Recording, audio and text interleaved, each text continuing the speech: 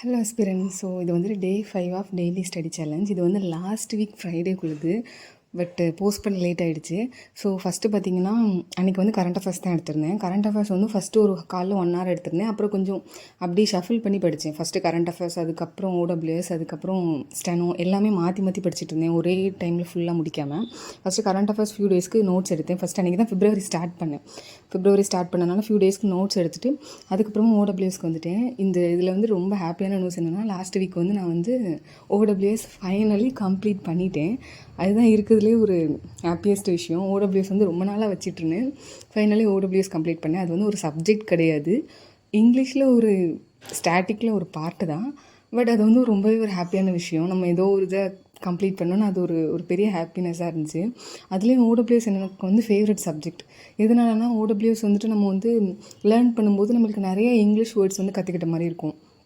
இப்போ நம்மளுக்கு வந்து அந்த 1600 இருக்குன்னா அதில் மேக்ஸிமம் எல்லாத்துக்கும் ஒரு 200 வேர்ட்ஸ் வந்து தெரிஞ்ச மாதிரி தான் இருக்கும். நார்மலாக அலுமினஸ் இந்த மாதிரிலாம் நம்மளுக்கு ஆல்மா மேட்டர் அந்த மாதிரி நிறையா நம்மளுக்கு தெரிஞ்ச வேர்ட்ஸாக தான் இருக்கும். அப்புறம் நம்ம இப்போ வந்து ஜியாலஜிஸ்ட்னால் யார், இந்த மாதிரி நம்மளுக்கு நார்மலாக பயாலஜினா என்னென்னு தெரியும், சுவாலஜினா என்னென்னு தெரியும், அதுக்கெலாம் என்ன மீனிங், இந்த மாதிரிலாம் கூட ஈஸியான வேர்ட்ஸ்லாம் அதுக்குள்ளே இருக்கும். ஸோ எனக்கு வந்து லேர்ன் பண்ண நம்மளுக்கு அப்படியே ஒரு ஓகே, இந்த வேர்டுக்கு இப்படி ஒரு அர்த்தமா, இதுக்கு நம்ம இப்படி சொல்லலாமா, நம்ம வந்து பிக்னிக் அப்படிங்கிறதுக்கு பதிலாக ட்ராண்ட் அப்படின்னு சொல்லலாமா, நம்ம இந்த வேர்ட்ஸ் யூஸ் பண்ணலாமா அப்படிங்கிற மாதிரி அது வந்து ஒரு நம்மளுக்கு நல்லாவே ஒரு நாலேஜ் கெயின் பண்ண மாதிரி இருக்கும். அது கொஞ்சம் இன்ட்ரெஸ்ட்டாகவும் இருக்கும். எனக்கு ஓடபிள்யூஎஸ் வந்து லேர்ன் பண்ணுறதுக்கு இன்ட்ரெஸ்ட்டாகவும் இருக்கும். ஸோ அது ஃபைனலி கம்ப்ளீட் பண்ணுங்கும்போது ரொம்ப ஹாப்பியாக இருக்குது. இனி வந்து இடியம்ஸ் எடுக்கணும்.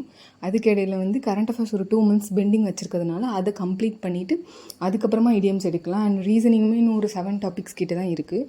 அதை கம்ப்ளீட் பண்ணிவிட்டு அதுக்கப்புறமா எடுக்கலான்னு சொல்லிட்டு பிளான் பண்ணியிருக்கேன் இடியம்ஸ் வந்துட்டு. ஸோ அன்றைக்கி வந்து இப்படி தான் ஒரு நிறைய வேர்ட்ஸ் இருந்துச்சு. அன்றைக்கி ஒரு ஃபைனலி ஒரு 200 or 400 கிட்டே இருந்துச்சுன்னு நினைக்கிறேன்.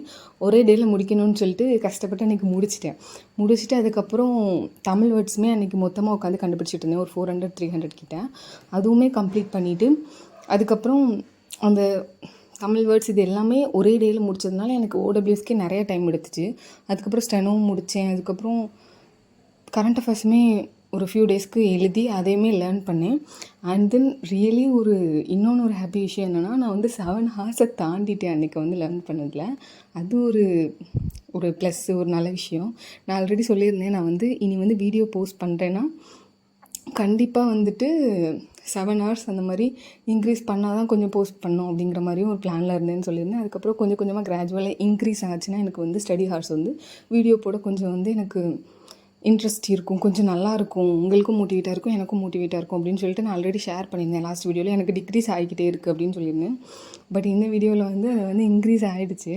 ஸோ அது ஒரு ஹாப்பியான விஷயம். அன்றைக்கி இன்னொன்று என்னென்னா, ஓடபிள்யூஎஸ் எனக்கு ரொம்ப பிடிக்குங்கிறதுனால அதை கம்ப்ளீட் பண்ணணுங்கிறதுக்காண்டி கண்டிப்பாக இன்றைக்கி முடிக்கணும்னு சொல்லி அதை வந்து கண்டிப்பாக முடிச்சிடணும்.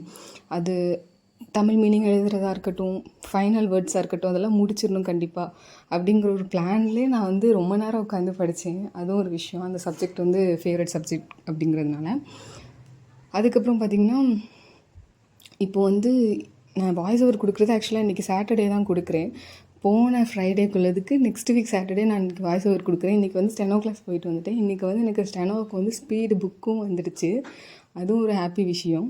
ஸோ அது வந்துட்டு நான் நெக்ஸ்ட் வீடியோவில் வந்து அதை பற்றி நான் உங்களுக்கு வந்து டீட்டெயிலாக ஷேர் பண்ணுறேன். அண்ட் தென் பார்த்திங்கன்னா, டைம் வந்து இன்க்ரீஸ் பண்ண அப்படி இப்போ ப்ராக்டிஸ் பண்ணிக்கிட்டே இருக்கேன். டைமும் இன்க்ரீஸ் பண்ணணும் அப்படியே கொஞ்சம் கொஞ்சமாக. ஸோ இந்த டைமே 7 ஹவர்ஸுமே கன்சிஸ்டண்ட்டாக வச்சுருந்தாலே அதுவே பெரிய விஷயந்தான். அதுக்கப்புறம் ரீசனிங்குமே சீக்கிரமாக கம்ப்ளீட் பண்ணணும்னு பிளான் பண்ணியிருக்கேன். ஸோ நீங்களுமே டைம் வந்து கொஞ்சம் கொஞ்சமாக இன்க்ரீஸ் பண்ண பாருங்கள். சப்போஸ் இன்க்ரீஸ் ஆகலைனாலும் அதை நினச்சி ஃபீல் பண்ணாதீங்க. உங்களுக்கு வந்துட்டு இப்போது டைம் இன்க்ரீஸ் ஆகலைங்கிறத பற்றி நீங்கள் ஃபீல் பண்ணாமல், இப்போ இன்றைக்கி 4 hour இருக்கீங்களா, நாளைக்கும் வந்து 4 hour கண்டிப்பாக இருக்கணும். ஒரு சின்ன சேஞ்ச். இப்போ நீங்கள் வந்து காலேஜ் போகிறீங்க, அப்படி இல்லைனா பார்ட் டைமாக படிக்கிறீங்கன்னா டெய்லி ஒரு 1 hour இருக்கிறீங்களா, அந்த 1 hour இருக்கணும். நெக்ஸ்ட் டே வந்து அது 1/2 மணி நேரமாக கம்மியாக ஆகிடக்கூடாது உங்களுக்கு.